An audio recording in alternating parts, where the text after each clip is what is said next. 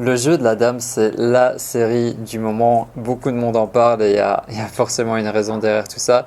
Et ce que j'ai vraiment beaucoup apprécié, c'est que c'est enfin une série qui met en avant une introvertie qui est passionnée par les échecs. Donc on va voir tout ça dans cette vidéo. C'est parti.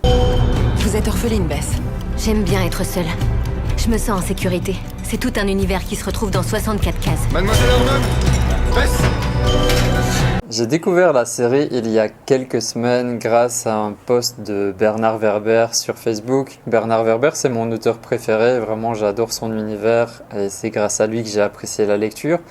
Donc je me suis dit, si lui il conseille une série, c'est qu'elle doit forcément être bien. Ces dernières années, je prends pas vraiment beaucoup de temps pour regarder des films ou des séries. Voilà, puisque c'est un choix. Mais là, j'ai mon colocataire qui vit avec moi, qui a l'abonnement Netflix. Donc je me suis dit, voilà, on va regarder ça ensemble. J'ai commencé à regarder au Maroc et j'ai terminé la série en Belgique avec ma mère. Et vraiment, j'ai adoré. J'ai trop kiffé cette série, elle est juste géniale. Je vais te partager un petit peu pourquoi. Et aussi, on va parler du personnage principal, donc Bess Harmon, qui est une introvertie justement. Et ça fait du bien, ça fait vraiment du bien de voir une série où c'est une introvertie, c'est une personne à qui on peut s'identifier, qui est mis en avant. Des hommes vont venir et ils voudront apprendre des choses. Or, ça ne les rend pas plus intelligents. Alors laisse-les parler. Et continue à faire exactement comme tu l'entends. Cette série, elle rencontre un énorme succès et à la fin du mois d'octobre, c'était la série qui était la plus regardée sur Netflix. Donc il y a vraiment un engouement du public. Et moi-même, je l'ai vu, j'ai partagé un post là-dessus sur mon profil Facebook en partageant ma joie et mon coup de cœur pour cette série. Et j'ai eu énormément de retours. Il y a beaucoup de personnes qui l'ont découverte aussi et qui ont adoré. Donc voilà, il y a quelque chose qui se passe autour de cette série. Elle est une adaptation d'un roman qui était sorti en 1983 et c'est une série de 7 épisodes. Normalement, il y aura pas de saison 2 vu que c'est une adaptation du livre et la dernière scène est égale aussi à la dernière scène du livre.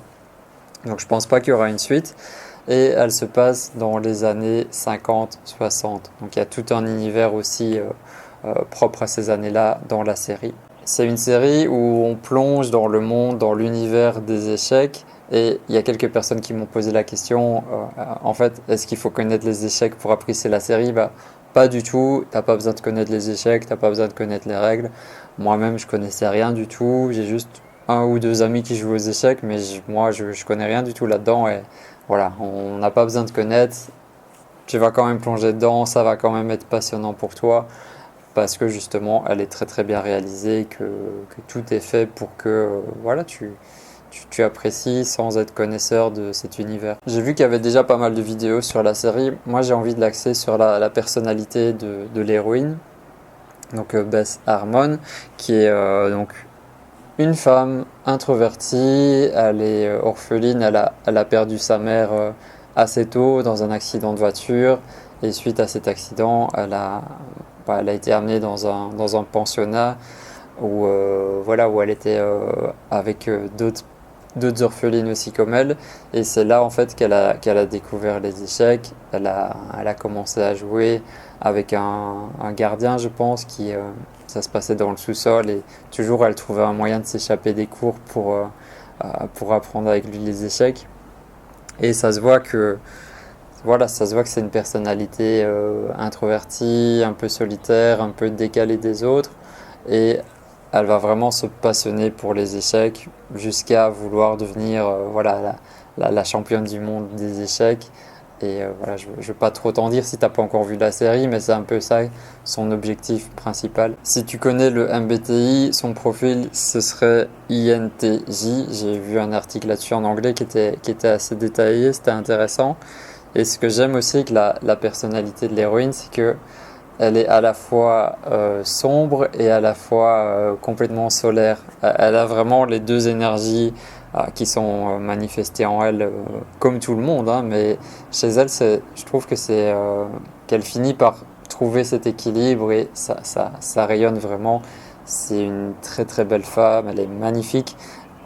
L'actrice Anya Taylor-Joy, elle joue magnifiquement bien, vraiment, j'étais bluffé par son jeu d'actrice.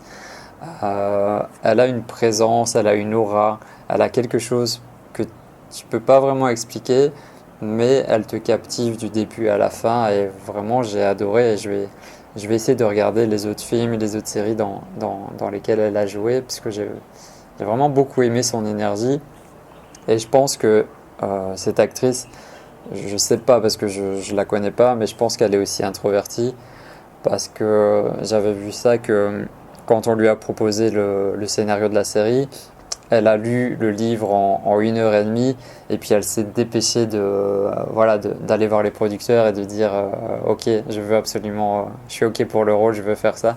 Donc je pense qu'elle se reconnaît aussi en partie dans le rôle et qu'elle est probablement introvertie également. Pouvez-vous dire au lecteur de Life ce que ça fait? Je veux dire, être une femme au milieu de tous ces hommes. Je m'en fiche. On n'est pas tout le temps en compétition. Les échecs peuvent également être magnifiques. Les échecs, ça va être un grand cadeau pour elle dans sa vie parce que en fait, ça va l'aider à socialiser, ça va l'aider à avoir du monde, ça va l'aider à se développer. Voilà, ça va contribuer à sa personnalité, à son histoire. Et on peut voir aussi dans la série que c'est une personne qui est très cérébrale. Donc elle va lire énormément de livres sur les échecs. Elle va se visualiser aussi les parties dans sa tête. Et ça, c'est très bien rendu dans le film. On voit qu'elle regarde le plafond et là, tout d'un coup, il y a tout un jeu qui se met en place. Donc c'est une personne très cérébrale comme la majorité des introvertis. Et elle a aussi ce petit côté d'être incomprise par les autres. Je pense que l'univers des échecs, le jeu d'échecs, c'est un univers qui est très propice aussi pour les introvertis. Je connais pas énormément cet univers, mais de ce que j'en ai vu et dans la série, c'est l'univers parfait des introvertis. Et tu pourras me dire dans les commentaires si tu as déjà joué aux échecs, si ça te plaît, ou alors si tu as vu cette série, si ça te donne envie de jouer aux échecs, parce que j'ai vu qu'il y a une explosion d'achat de jeux d'échecs depuis que déjà il y a le confinement et en plus il y a cette série qui est sortie, donc ça a contribué à ça. Et je me demande aussi avec Omar si on va pas commencer à apprendre à jouer. Je pense que ça peut être intéressant. Par rapport à Bess, tout n'est pas rose. Donc elle a aussi des gros problèmes émotionnels et des gros problèmes de dépendance à l'alcool et aux tranquillisants. Ça va être un peu sa bête noire tout au long de la série, ça va la poursuivre comme son ombre et c'est ça qui est intéressant. Voilà, c'est pas un personnage parfait, mais elle a ses faiblesses et clairement ses faiblesses c'est le fait qu'elle est tombée dans le piège de l'alcool et des tranquillisants. D'ailleurs, c'est pareil pour le génie et la folie. Pour terminer, je vais te partager 9 points pour lesquels j'ai adoré cette série. Je vais essayer d'aller vite, de pas faire traîner trop cette vidéo. Le premier point, comme tu t'en doutes, c'est le fait que c'est une héroïne qui est introvertie. Ça fait du bien, On peut vraiment quand on est introverti, on peut vraiment se reconnaître en elle. Et je pense que même des gens qui ne sont pas introvertis vont pouvoir se reconnaître en elle de toute façon. Donc c'est voilà. Enfin une série où voilà, c'est pas un personnage extraverti qui est mis en avant comme c'est la plupart du temps le cas. Et il y a une scène en particulier qui met bien le doigt sur son introversion, c'est qu'en fait dans son lycée il y a un groupe de filles qui sont super populaires et elle est un peu à part, et ces filles-là elles ont un groupe et elles font des petites soirées entre elles, des réunions, et le moment où l'héroïne va commencer à réussir, va être reconnue pour son talent de joueuse d'échecs, elle va être invitée à rejoindre ses filles pour une soirée. Donc elle débarque et les filles, elles commencent à lui poser des questions sur les garçons, sur des trucs comme ça. Et on voit que l'héroïne, elle est super gênée, elle a pas vraiment envie de participer à des conversations superficielles ou de participer à des ragots. Puis elles vont allumer la télé et elles vont déclencher un clip vidéo, une musique. Elles vont commencer à chanter, à danser. Et là, Bess, elle les regarde et elle sait pas quoi faire. Et ça, c'est typiquement une situation que tous les introvertis ont déjà vécu dans leur vie. C'est que tu es avec un groupe de personnes et tu te sens complètement en décalage avec eux et tu te demandes qu'est-ce que je fais là? Tu as juste envie de disparaître de la scène. Et là, ce qu'elle va faire, ça m'a trop fait rigoler.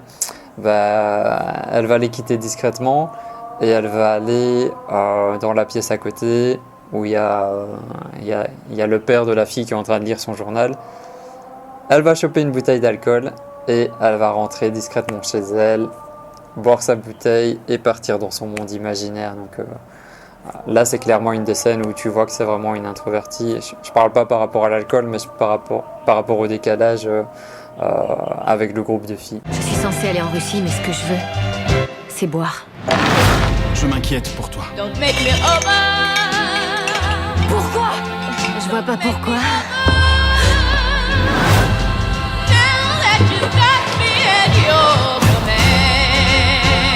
Peut-être que c'est dans mes gènes. Ma mère est devenue cinglée. Elle l'est devenue ou elle l'a toujours été? Deuxième point, c'est que les autres personnages sont super attachants. Ils ont tous leurs petites particularités.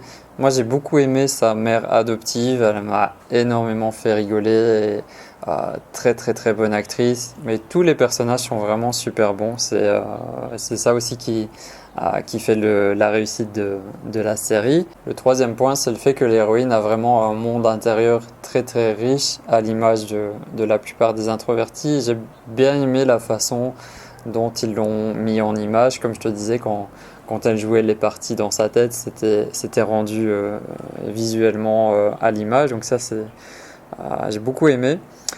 J'ai bien aimé aussi le fait qu'elle va monter les étapes une par une. Elle va monter les marches une par une et elle commence vraiment tout en bas de l'échelle et elle va monter jusqu'à atteindre le top. Donc ça, c'est vraiment un beau message. Il y a aussi le fait que c'est une femme qui va vivre de sa passion pour les échecs. Elle va vraiment en faire son mode de vie, son histoire et elle va vraiment pouvoir vivre de sa passion pour ça. Et j'ai trouvé ce message hyper inspirant. C'est aussi un message que je partage régulièrement sur la chaîne. Voilà, on est des personnes introverties, mais c'est pas pour ça qu'on est voué à l'échec ou qu'on peut pas réussir dans la vie. Au contraire, le monde a besoin de personnes extraverties, mais aussi de personnes introverties. On a notre place sur la terre et on peut aussi réussir de grandes choses et on peut aussi vivre de notre passion, peu importe pourquoi c'est, mais voilà, avec de la persévérance, ça peut payer. Et là, on en a un bel exemple avec cette série. Un autre point, c'est qu'en fait, il y a un petit côté aussi féministe dans le sens où elle est toujours entourée d'hommes et c'est totalement ok pour elle. Ça, j'ai vraiment bien aimé. Donc, c'est une femme qui évolue dans un monde d'hommes. C'est même un milieu vraiment très masculin où ils n'avaient pas l'habitude de voir une femme jouer contre eux ou encore moins une femme devenir championne. Donc ça, c'est vraiment un côté aussi super positif de la série. C'est que voilà, même si tu es une femme, que tu es introvertie, peu importe même ta personnalité, tu as ta place aussi dans des choses qui parfois sont cataloguées pour les hommes, pour les femmes. Voilà, ça brise un peu les clichés, j'ai trouvé ça super cool. Le 7e point, c'est que ça donne envie d'apprendre les échecs. Et je pense qu'on va être beaucoup, en tout cas vraiment les amateurs de la série, on va être beaucoup à vouloir apprendre à jouer. Le 8e point, c'est tout l'univers qui est dans la série. Donc, je parle ici des costumes, de tous les détails, de tous les décors, donc des années 50-60. J'ai vraiment beaucoup apprécié. C'est une époque que j'ai pas vécue et je trouvais ça très beau, très Il y a une énergie particulière que j'ai du mal à décrire avec des mots, mais j'ai trouvé ça vraiment très beau. Et le dernier point, c'est les musiques. Très très bon choix de musique dans le film, et la bande originale est vraiment excellente. C'est composé par Carlos Rafael Rivera. Très très bonne BO, je t'invite à l'écouter. Elle est sur Spotify et tu peux la retrouver ailleurs aussi. Donc voilà, gros coup de cœur, gros coup de cœur pour cette série, j'ai beaucoup aimé. Dis-moi dans les commentaires si toi aussi t'as aimé, si t'avais remarqué aussi qu'elle était introvertie. Et si jamais tu veux rejoindre d'autres introvertis comme toi, je te rappelle qu'on a un groupe privé, et pour le rejoindre c'est assez simple, je te mets le premier lien dans la description, c'est 100% gratuit et tu pourras échanger avec d'autres introvertis et introvertis. On a d'ailleurs pas mal parlé aussi de cette série. Je sais que certains d'entre vous l'ont déjà vu. À très bientôt pour d'autres vidéos. Je suis pas trop actif en ce moment, mais il y a le podcast qui a commencé, et il y aura un nouvel épisode chaque dimanche matin. Donc voilà, j'espère que tu apprécies le format podcast aussi que je te propose. Prends soin de toi et à très bientôt.